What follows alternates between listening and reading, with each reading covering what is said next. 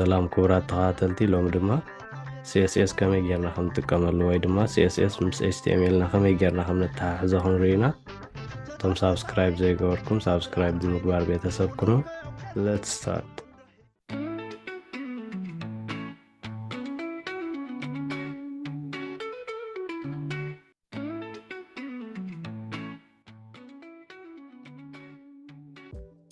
ኣብዚ ሓለፈ CSS ታይ ማለት ምዃኑ ርኢና ነርና CSS ማለት ነቲ ዝደለናዮ ነገር ክነፃብቆ ወይ ድማ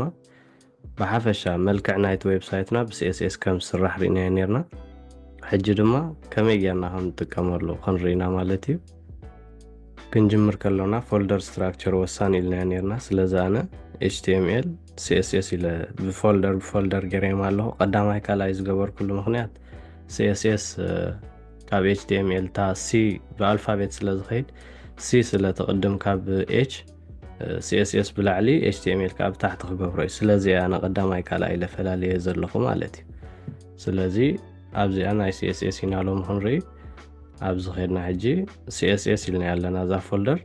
ብድሕሪኡ CSS ኢላ ሓንቲ ፎልደር ካልእ ፈጢረ style.css ተይለያ ሕጂ ዚ ስታይል ዝብል ዘሎ ዝኾነ ስም ክንቦ ንኽእል ኢና ከሰተ ዋላ ክንብሎ ንኽእል ኢና ከሰተ.css ክንብሎ ንኽእል ኢና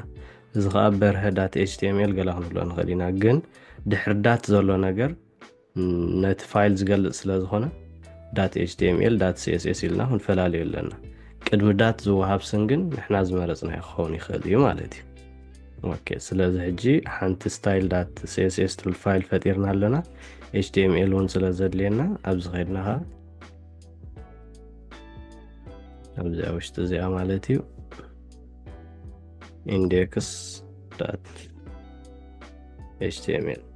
index.html ኢልና ፈጢርና ኣለና ስለዚ ኣብዚ ታይትል CSS ክንብሎ ኢና ዋላ ስለዚ ሕጂ CSS ብሰለስተ መንገዲ ክነጥዎ ንኽእል ኢና on file inline ከምኡውን external file ማለት እዩ ሕጂ ሰለስቲኦም ክንሪኦም ኢና ከመይ ከም ንጥቀመሎ on file style ኢልና ኣብዚ ውሽጢ ኢና ነእትዎ ዝደለናዮ ነገር ማለት እዩ ስለዚ ሕጂ ንኣብነት ባዲ ተልና ኩሉ ነገር ኣብ ባዲ ዝኣቱ ምሽልና ሕጂ ብዚ ሄድዋን ኢልና ንኣብነት CSS tutorial ተልና ኣብዚ ኸድና open with Rive server ወይ open in default browser ተልና CSS tutorial ትብል መጽያላ ማለት እዩ ጎን ክንገብራ ተልና ንኣብነት እዚኣ በዚ ክገብራ እዚኣ በዚ ሓደ ጎን ክገብራ ስለዚ ነዚኣ ትመስል ማለት እዩ ሕጂ ስታይል ምስ በልና ኣብ ውሽጡ ኢናት ናይ CSS ነገር ንገብሮ ስለዚ ኣብዚ ኸይደ ንኣብነት ባዲ ኢለ እዚኣ ከርሊ ብሬስ ገይረ ዝኾነ ነገር ናይ CSS ኣብ ውሽጢ ከርሊ ብሬስ ኢና ንገብሮ እዚ ማለት እዩ እዚ ብራኬት ዝመስል ከርሊ ብሬስ ተባሂል ዝዋ ኣብ ውሽጢ ኢና ንገብሮ ማለት እዩ ንኣብነት ባክግራውንድ ከለር ኢለ ኣኳት ተገይረ ሕጂ ጻዕዳ ስለ ዘሎ ጻዕዳ ወላ ሓንቲ ክቕየር ኣይክእልኒ ግን ኣኳት ተገይረ ኣኳት ተይለዮ ሕጂ እዚ ሪፍሬሽ ክሳብ ዘይበልኮ ኣይቀርኒ ምክንያቱ ኦፕን ኢን ዲፎልት ብራውዘር ኢለዮ ስለዚ ሕጂ ኣኳ ገይረ ኣለሁ ሕጂ ኣበይ ግን ገይረ ዘለኹ on file ወይ ኣብቲ head ዝብል ታግ ኣብዚ head ኣብዛ ውሽጢ head style ኢለ ፈጢረ ብድሕሪኡ body ኢለ ናይዚ body ማለት ኩሉ እቲ HTML ና ዝሕዘልና ይምሽልና background color ናታስ ኣኳ ግበርለ ይብል ኣለኹ ማለት እዩ ስለዚ ኣብዚ ኸይደነ እዚኣ ሪፍሬሽ ተይለያ ኣኳ ተቐይሩሎ ማለት እዩ ሕጂ on file ይበሃል እዚ ዓይነት ኣጠቓቕማ ናይ CSS ኣብ ውሽጢ HTML ኣብ ላዕሊ ኣብ head ክንገብሮም ከለና ማለት እዩ እዚ ቀዳማይ መንገዲ እዩ ሕጂ ናይ ባዲ ጥራይና ንርኢ ዘለና ወይ ከመይ ጌርና CSS ከም ንጥቀመሉ ኢና ንርኢ ዘለና እምበር ኣብ ዝቕፅል ባክግራውንድ ከለር ታዩ እቶም ካልኦት ነገራት እንቶም ዘገድሱና ክንሪኦም ኢና ማለት እዩ ሕጂ ግን HTML ከመይ ጌርና ምስ CSS ነራኽቦ ወይ HTML ን CSS ን ብኸመይ ዓይነት መንገዲ ይሰርሑ ኢና ንርኢ ዘለና ማለት እዩ ስለዚ ሓደ መንገዲ በዚ ክንሰርሖ ንኽእል ኢና ካልኣይ ከዓ ኣብ ውሽጢ ኢንላይን ማለት እዩ ኢንላይን ማለት ከዓ ከም ኣትሪቢዩት ንህቦ ማለት እዩ ንኣብነት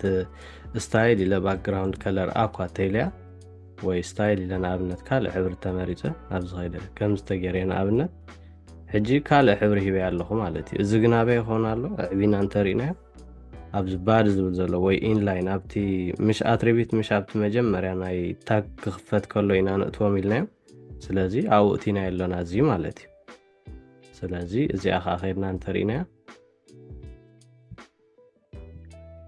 نزي ريفرش تلنا تغير الله مالتي إذا عينت حبري هباتنا الله مالتي إذا إن لاين كنت كمالون كلنا مالتي حجي بخلطة من قدرنا لنا حدا أبز رينا يزنبرنا ستايل لنا اون فايل مالتي ستايل لنا باك جراوند كلر لنا وي بادي لنا باك جراوند كلر لنا زي حنت قدامي ترينا بخمس من قد خمت كمالو حجي كومنت اوت قبره كومنت اوت مالت نزي تاج كم زي سرح نقبرلو مالتي نز تاجسي ويناتي تصحيفنا ينزل لنا سي تقميط خمس صلحنا اي سرحني جن تقميط خمس سرح نقبره مالتي قاسيلنا دحن دا تردانا وي دا بلنا كيد كلونا زياده هردانا كومنت اوت مالت جن وي كومنت خنقبره تدلينا وي كومنت تغيرنا جن اتي دادين ات كومنت غيرنا يزلنا كم زي سرح غيرنا يالنا مالتي سلازي حجانا نغزي خم زي تسرح غير يالله هنا زي مالتي كما غيرنا كومنت نغبرون زبل نتدليهم زلهم مجمريا تصلموا بدحري كنترول حيسكم زا مسمر زلاتا تمثل انجلش كيبورد تقوم تخينكم مالتي نعم صوتكما كومنت اوت تنيرا نورمال تهون نورمال تنيرا ها كومنت اوت تهون سلازي انا حج كومنت اوت كبراي اوكي بخلت عينت من قدرينا لنا ستايل لنا بزرينا لنا اون فايل ابزخا ان لاين كا باك جراوند كلر لنا وي ستايل لنا ابزخا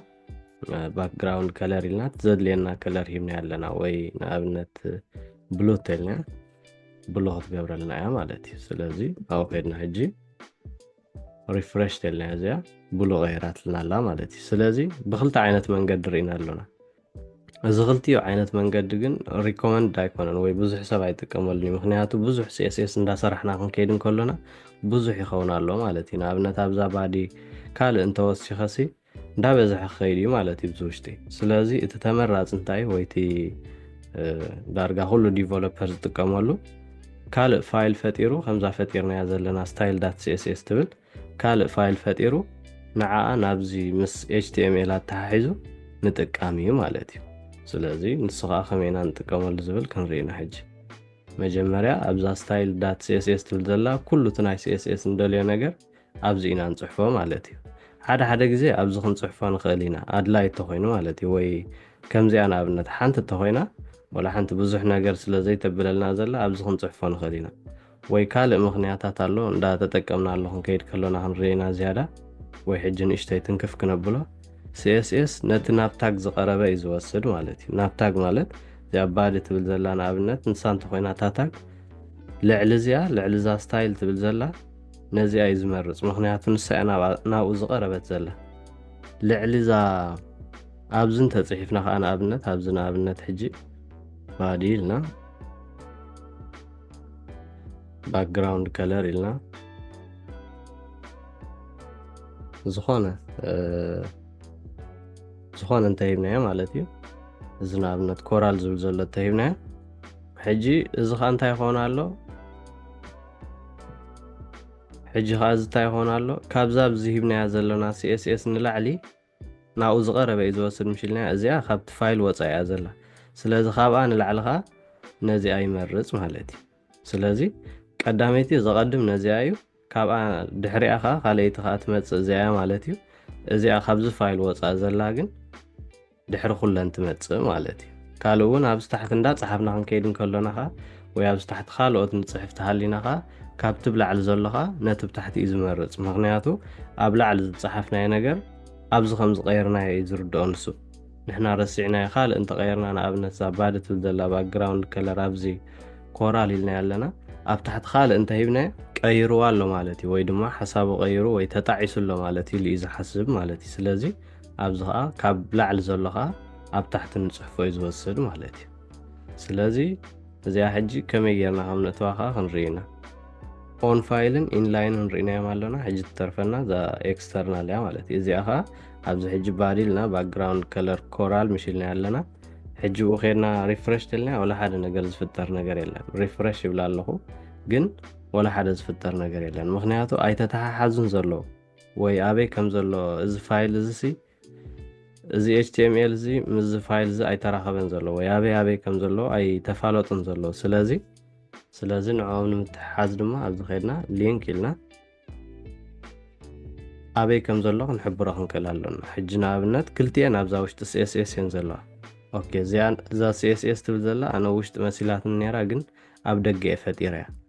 ኣነ ግን ኣብ ውሽጢ ሓሲበያ ነራ ወይ ኣብ ውሽጢ ደልየ ነራ ስለዚ ነዚኣ እንታይ ክንገብር ንኽእል ኢና ዳብል ክሊክ ጌርና ዳብል ክሊክ ማለት ከይሰደድና ከምዛ ዘዝራ ዘለኹ ነዚኣ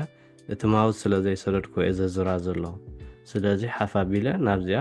ይእትዋ ኣለኹ ማለት እዩ Are you sure you want to move CSS into CSS ይብለን ኣሎ ማለት እዩ ርግፀኛ ዲኻ ዛ CSS ናብዚ ክትእትዋ ደሊኻ ብለን ኣሎ ሙቭ ምስ በልኳ ድሕሪኡ ኣብ ውሽጢ ኣትያላ ማለት እዩ ዋላ ብደገን ከላውን ክንሰርሓላ ንኽእል ኢና ንኣብነት ኮንትሮል Z ተኢልያ ተመሊሳላ ንደገ ሕጂ ኣብዚ HTML ከይደ ክእትዋ ተደልየ ኣብ ጎና ኣይኮነትን ዘላ ሓደ ግዜ እንድሕሪት ክወፅእ ክኽእል ኣሎኒ ስለዚ ሓደ ግዜ እንድሕሪት ክንወፅእ ተኾይና እንታይ ንገብር ኢልና ክልተ ግዜ ዳት ንገብር ኢልና ማለት እዩ ሓንቲ ግዜ ዳት ገይረ ስላሽ ተገይረ ኣብዚ የላን ዛ CSS ምክንያቱ ብደገ እያ ዘላ ወይ ኣብዛ ጎኒ CSS ትብል ዘላ እያ ዘላ ስለዚ ክልተ ግዜ ዳት ገይረ ስላሽ ምስ ገበርኩ ኣብ ኣምሳኣተኹ ስታይል ዳት CSS ትብል መፅያትንላ ክእትዋ ክእል ኣነ ግን ኣብ ውሽጢ ክእትዋ ስለ ዝደለኹ ነዛ CSS